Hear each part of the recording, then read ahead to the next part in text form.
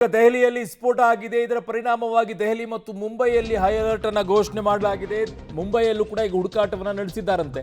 ದೆಹಲಿಯ ಕೆಂಪುಕೋಟೆ ಬಳಿ car ಸ್ಫೋಟವಾಗಿದೆ. Maruti eco ಅಂತ ಹೇಳ್ತಾ ಇದ್ದಾರೆ. ಗ್ಯಾಸ್ ತುಂಬಿತ್ತಂತೆ ಇದ್ದಾರೆ.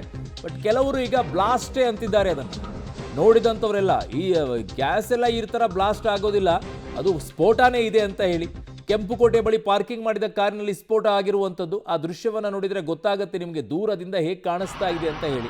ದೃಶ್ಯವನ್ನ ನೋಡ್ತಾ ಇದ್ರೆ ಗೊತ್ತಾಗುತ್ತೆ ನಿಮಗೆ ಅದರ ತೀವ್ರತೆ ಎಷ್ಟು ಇದೆ ಅಂತ ಹೇಳಿ ಗೊತ್ತಾಗುತ್ತೆ. ಅದು ನೋಡಿದ ತಕ್ಷಣ ಸಾಮಾನ್ಯವಾಗಿ ಒಂದು ಗ್ಯಾಸ್ ಏನಾದರೂ ಬ್ಲಾಸ್ಟ್ ಆದಾಗ ಅದರ ತೀವ್ರತೆ ಏನಿರುತ್ತೆ ಅಂತ ಗೊತ್ತು. ಬಟ್ ಎಕ್ಸ್ಪ್ಲೋರ್ ಆದಂಥ ಸಂದರ್ಭದಲ್ಲಿ ಇವೆಲ್ಲ ದೃಶ್ಯಗಳು ನಿಮ್ಗೆ ಎಲ್ಲಿ ಸಿಗುತ್ತೆ ಅಂದರೆ ಭಾರತ ಮತ್ತು ಪಾಕಿಸ್ತಾನದ ಯುದ್ಧದ ಸಂದರ್ಭದಲ್ಲಿ ನಡೀತಾ ಇದ್ದಂಥ ವಾರ್ನಲ್ಲಿ ಕೆಲವು ದೃಶ್ಯಗಳು ಕಾಣಿಸ್ತಾ ಇತ್ತು. ಆ ರೀತಿಯಲ್ಲಿದೆ ಅದು ಬ್ಲಾಸ್ಟ್ ಆದಾಗ ಹೇಗಿರುತ್ತೆ ಅಂತ ಹೇಳಿ.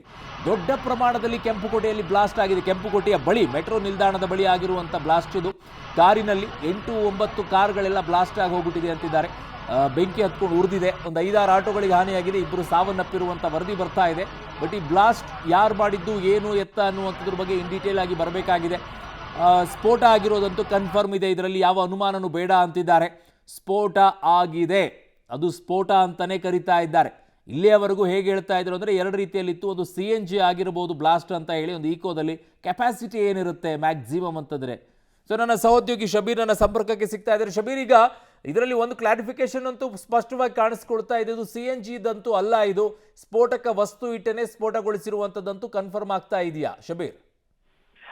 ನೋಡಿ, ಇದನ್ನ CNG ಸ್ಫೋಟ ಅನ್ನುವಂಥದ್ದನ್ನ ಅನುಮಾನದಿಂದ ನೋಡ್ಬೇಕಾಗತ್ತೆ. ಯಾಕೆ ಅಂದ್ರೆ CNG ಸಿಲಿಂಡರ್ಗಳು ಕೂಡ ಸಾಮಾನ್ಯವಾಗಿ ಸ್ಫೋಟ ಆಗ್ತವೆ, ಆದ್ರೆ ಅದು ಬೇಸಿಗೆ ಸಂದರ್ಭದಲ್ಲಿ ಹೆಚ್ಚು ಸ್ಫೋಟ ಸಂಭವಿಸ್ತವೆ. ಆದ್ರೆ ಚಳಿಗಾಲದಲ್ಲಿ ಅಥವಾ ಈ ತರದ ಹವಾಮಾನ ಪರಿಸ್ಥಿತಿಯಲ್ಲಿ CNG ಸಿಲಿಂಡರ್ಗಳು ಸ್ಫೋಟ ಆಗುವಂಥದ್ದು ಬಹಳಷ್ಟು ವಿರಳ. ಸೊ ಹೀಗಾಗಿ ಮಾರುತಿ ಈಕೋದಲ್ಲಿ ಈ ಸ್ಫೋಟ ಸಂಭವಿಸಿರುವಂತದನ್ನ ಗಮನಿಸಿದ್ರೆ ವ್ಯವಸ್ಥಿತವಾಗಿ ಒಂದಷ್ಟು ಸ್ಫೋಟಕಗಳನ್ನ ಗಾಡಿಯಲ್ಲಿ ತುಂಬಿ ಸ್ಫೋಟ ಮಾಡಿರುವಂತ ಸಾಧ್ಯತೆ ಮೇಲ್ನೋಟಕ್ಕೆ ಬಹಳ ದಟ್ಟವಾಗಿ ಕಾಣಿಸ್ತಾ ಇದೆ. ಮತ್ತೆ ಸ್ಫೋಟದ ತೀವ್ರತೆ ಹೇಗಿದೆ ಅನ್ನುವಂಥದ್ದನ್ನ ನೀವು ಗಮನಿಸಬಹುದು. ಸುತ್ತಮುತ್ತಲಿನ 10 ಮೀಟರ್ ದೂರದವರೆಗೂ ಕೂಡ ಕಾರಿನ ವಸ್ತುಗಳು ಚೆಲ್ಲಾಪಿಲ್ಲಿಯಾಗಿ ಬಿದ್ದಿರುವಂತದ್ದು. ಮತ್ತೆ ಕಾರ್ನಲ್ಲಿ ಹೊತ್ಕೊಂಡಿರುವಂತ ಬೆಂಕಿ ಅಕ್ಕಪಕ್ಕದಲ್ಲಿರುವಂತಹ 3-4 ವಾಹನಗಳಿಗೂ ಕೂಡ ವ್ಯಾಪಿಸಿದೆ. ದೊಡ್ಡ ಪ್ರಮಾಣದಲ್ಲಿ ಬೆಂಕಿ ಕೂಡ ಕ್ಷಣ ಮಾತ್ರದಲ್ಲಿ ಆವರಿಸಿಕೊಂಡಿದೆ. ಸೊ ಈ ಎಲ್ಲಾ ಬೆಳವಣಿಗೆಗಳನ್ನ ನೋಡ್ತಾ ಇದ್ರೆ ಇದು ಯಾವ ರೀತಿಯಾದಂತಹ ಸ್ಫೋಟ ಅನ್ನುವಂಥದ್ದನ್ನ ಅನುಮಾನದಿಂದಲೇ ನೋಡ್ಬೇಕಾಗತ್ತೆ. ಈವರೆಗೂ ಯಾವುದೇ ಅಧಿಕಾರಿಗಳು ಖಚಿತಪಡಿಸಿಲ್ಲ ಯಾವ ರೀತಿಯಾದಂತಹ ಸ್ಫೋಟ ಅನ್ನುವಂಥದ್ದು. ಆದ್ರೆ 1ಕ್ಕಿಂತ ಹೆಚ್ಚು ಸಾವು ಸಂಭವಿಸಿದೆ ಅನ್ನುವಂಥದ್ದು ಗೊತ್ತಾಗ್ತಾ ಇದೆ. ಮತ್ತೆ ಗಾಯಾಳುಗಳು ಕೂಡ ಬಹಳಷ್ಟು ಜನ ಆಗಿದ್ದಾರೆ. ಅವರನ್ನ LNJP ಆಸ್ಪತ್ರೆಗೆ ಕೂಡ ದಾಖಲಿಸುವಂತ ಕೆಲಸಗಳು ಕೂಡ ನಡೀತಾ ಇದಾವೆ. ಇಡೀ ದೆಹಲಿ ಕೋಟೆ ಏನಿದೆ ಅದರ ಸುತ್ತಮುತ್ತಲೂ ಕೂಡ ಹೈ ಅಲರ್ಟ್ ಅನ್ನ ಘೋಷಣೆ ಮಾಡಲಾಗಿರುವಂತದ್ದು. ಅದಕ್ಕೆ ಸಂಪರ್ಕಿಸುವಂತ ಎಲ್ಲಾ ರಸ್ತೆಗಳನ್ನ ಕೂಡ ಬಂದ್ ಮಾಡಲಾಗಿದೆ. ಮತ್ತೆ ಸುತ್ತಮುತ್ತಲಿನ ಅನುಮಾನಾಸ್ಪದ ಪ್ರದೇಶಗಳನ್ನ ಕೂಡ ಈಗ ಸರ್ಚ್ ಮಾಡುವಂತ ಕೆಲಸವನ್ನ ಕೂಡ ಮುಂದುವರಿಸಲಾಗ್ತಾ ಇರುವಂತದ್ದು. ಕೆಲವೇ ಹೊತ್ತಿನಲ್ಲಿ ಇದು ಯಾವ ರೀತಿಯಾದಂತಹ ಸ್ಫೋಟ ಅನ್ನುವಂಥದ್ದು ಕೂಡ ಸ್ಪಷ್ಟವಾಗುತ್ತೆ.